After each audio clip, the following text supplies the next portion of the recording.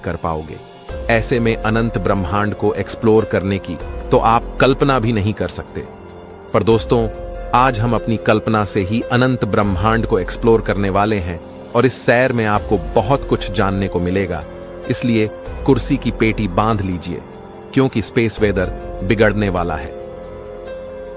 दोस्तों, अनंत ब्रह्मांड की सैर करने के लिए हम अपनी कल्पना की उड़ान भरने वाले हैं, लेकिन साथ ही हम अपनी कल्पना को लॉजिक की डोर से बांधे रखेंगे ताकि हम यूनिवर्स की सही जानकारी हासिल कर सके। ब्रह्मांड की अनंतता को जानने के लिए हमें पृथ्वी से ब्रह्मांड के अंतिम छोर तक जाना पड़ेगा। इसलिए हमारे सफर की शुरुआत हमारी प्यारी पृथ्वी से होती है।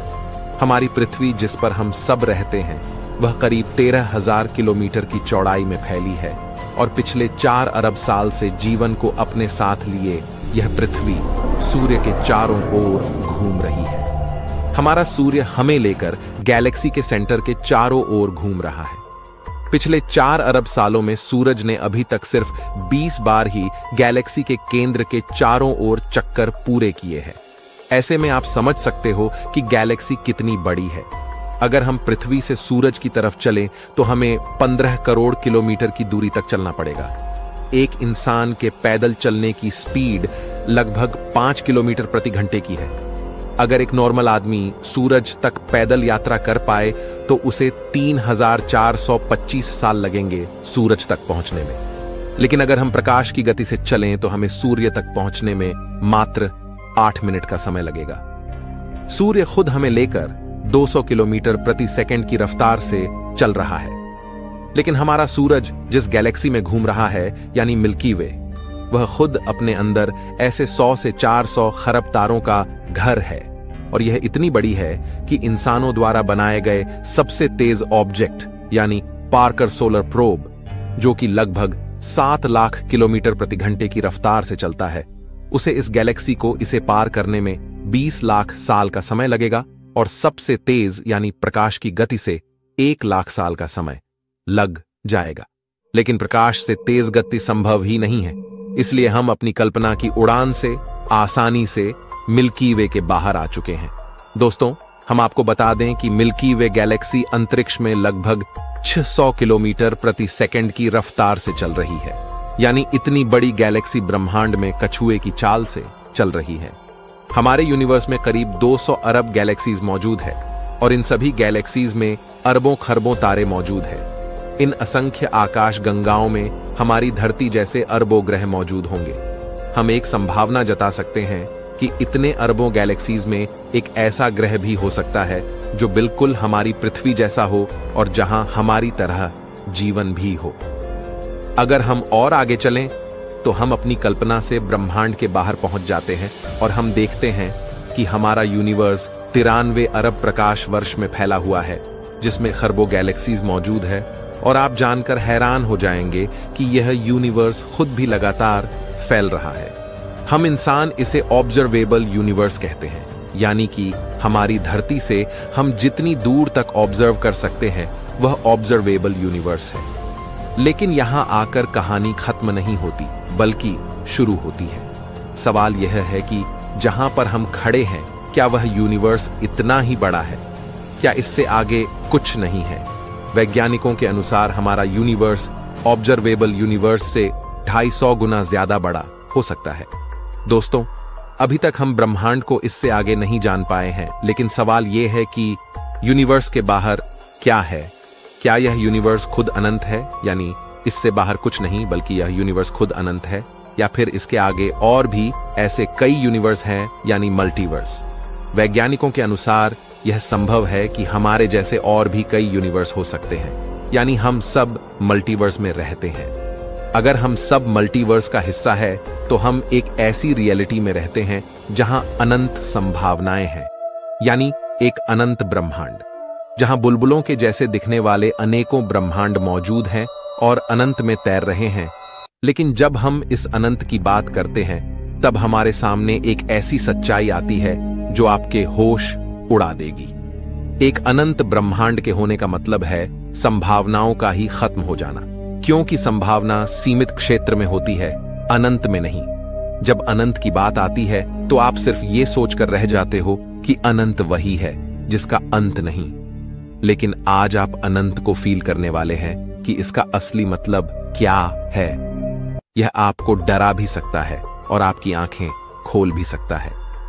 दोस्तों, ब्रह्मांड के अनंत होने का मतलब यह है कि अनंत ब्रह्मांड में हर प्रकार की चीज मौजूद है। अनंत ब्रह्मांड में हमारी पृथ्वी जैसी दिखने वाली एक नहीं बल्कि अनंत पृथ्वियां मौजूद होंगी। न सिर्फ दिखने में समान बल्कि हूबहू ऐसी पृथ्वी जिस पर बिल्कुल हमारी पृथ्वी पर रहने वाले लोग और सभी देश मौजूद हो। जैसी रियलिटी पृथ्वी पर है, चाहे वो हर इंसान की पूरी जिंदगी की कहानी हो, वैसी अनंत पृथ्वियां वास्तव में होंगी जिनमें रहने वाले लोगों की जिंदगी पूरी तरह आपसे मिलती हो। मतलब न सिर्फ आपसे दिखने में समान बल्कि उनकी जिंदगी में भी वो ही चल रहा हो जो आपकी जिंदगी में है। लेकिन इसी के साथ इसकी अलग वैरायटी भी अनंत में मौजूद होगी। यानी अगर आप किसी मिशन में फेल हो गए हो तो इस अनंत में कहीं किसी कोने में आपका एक वर्जन उस मिशन में सक्सेसफुल भी हो रहा है। यानी आपके मिशन का अचीव होना संभव है, न कि असंभव, क्योंकि किसी यूनिवर्स में आपका ही एक डिफरेंट वर्जन उसे अचीव कर पा रहा है। अनंत की एक दूसरी सच्चाई है कि आपके ही जैसे दिखने वाले अलग अलग प्रकार के वर्जन अनंत में मौजूद होंगे। यानी आपके छोटे, बड़े, लंबे और पतले वर्जन भी यूनिवर्स में मौजूद होंगे। हो सकता है आपका एक वर्जन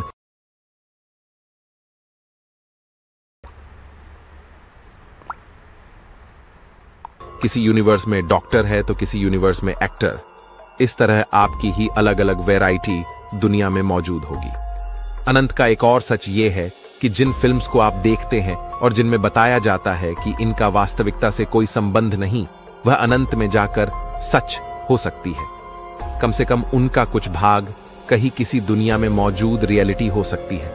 पृथ्वी पर इतिहास की जिन किताबों को आपने पढ़ा, वह इतिहास कहीं किसी अनंत दूरी पर मौजूद ग्रह पर वर्तमान में घटित हो रहा है। यानी अनंत ब्रह्मांड होने का मतलब है अनंत रियलिटीज का एग्जिस्ट करना। यहां आप जानकर हैरान हो सकते हैं कि अनंत में हमारा पास्ट, प्रेजेंट और फ्यूचर कहीं ना कहीं इसी समय एक साथ अस्तित्व में है। यानी जो आपका पास्ट है वो कहीं पर प्रेजेंट है और जो आपका फ्यूचर है वो कहीं किसी अनंत कोने में प्रेजेंट है। लेकिन अगर हम बात करें अनंत ब्रह्मांड में जीवन की, तो न सिर्फ अनंत में जीवन होगा बल्कि विचित्र प्रकार की इंटेलिजेंट लाइफ भी अनंत में मौजूद होगी। क्योंकि हमारी धरती पर जिस तरह लाइफ का इवोल्यूशन हुआ है, उसी तरह किसी अन्य ब्रह्मांड में इवोल्यूशन ने विचित्र प्रकार के जीवों को जन्म दिया होगा। अनंत ब्रह्मांड में ऐसा ग्रह भी होगा जहां चींटी के अंदर इंटेलिजेंस हो और इंसानों में इंटेलिजेंस न हो। या फिर एक ऐसा ब्रह्मांड भी होगा जहां गधे में इंटेलिजेंस हो, क्योंकि अनंत में हर संभावना मौजूद होगी। अनंत ब्रह्मांड में ऐसे जीव भी होंगे जो हमसे ज्यादा इंटेलिजेंट हो, जिनके सोचने की क्षमता हमसे काफी अधिक और काफी तेज हो, जिस वजह से वो इतने पावरफुल भी हो सकते हैं कि वो अपने सूर्य की पूरी ऊर्जा का उपयोग कर पा रहे हो या एक गैलेक्सी की पूरी ऊर्जा का उपयोग करने में सक्षम हो। अनंत में ऐसे जीवों ने समय को भी समझ लिया होगा और वे एक ब्रह्मांड से दूसरे ब्रह्मांड में जाने में सक्षम होंगे। अगर उन्होंने प्रकाश से तेज चलने की तकनीक खोज ली तो वे टाइम ट्रेवल जैसी तकनीक में भी सक्षम होंगे। अनंत ब्रह्मांड अनंत संभावनाओं को सत्य साबित करता है। इनमें कुछ विचित्र संभावनाएं जिन्हें आप सोच सकते हैं वो हकीकत में घटित होगी। एक अनंत ब्रह्मांड में अगर मल्टीवर्स की बात करें तो कुछ ब्रह्मांड ऐसे भी होंगे जिनके नियम हमसे बिल्कुल अलग हों, जहां इस ब्रह्मांड के नियम लागू नहीं होते, जहां मैटर की जगह उस ब्रह्मांड में एंटी मैटर भी मौजूद हो। विज्ञान के अनुसार ब्रह्मांड रैंडमनेस के चलते अपने आप पैदा हुआ है और ऐसे में इस रैंडमनेस की वजह से कुछ ऐसे यूनिवर्स भी फॉर्म हुए होंगे जहां के कांस्टेंट हमारे यूनिवर्स से अलग हो, जिस वजह से वहां के नियम भी इस यूनिवर्स से अलग होंगे। तो ऐसे में अनंत ब्रह्मांड में ऐसे कई विचित्र यूनिवर्स हो सकते हैं जिसकी हमने कल्पना भी नहीं की हो। वैज्ञानिकों के अनुसार हमारे यूनिवर्स की एक सीमा होगी, क्योंकि ये एक निश्चित पॉइंट ऑफ टाइम में पैदा हुआ है, लेकिन यह भी एक अनंत का एक छोटा सा हिस्सा मात्र हो सकता है, जिसे हम पूरा यूनिवर्स मान बैठे हों। इसलिए वैज्ञानिक यह भी मानते हैं कि एक अनंत ब्रह्मांड कभी पैदा नहीं होगा, बल्कि यह हमेशा से था, है और हमेशा रहेगा। इसे बनाने वाले किसी क्रिएटर की भी कोई जरूरत नहीं होगी, बल्कि यह एक सेल्फ सस्टेन्ड एग्जिस्टेंस का हिस्सा होगा।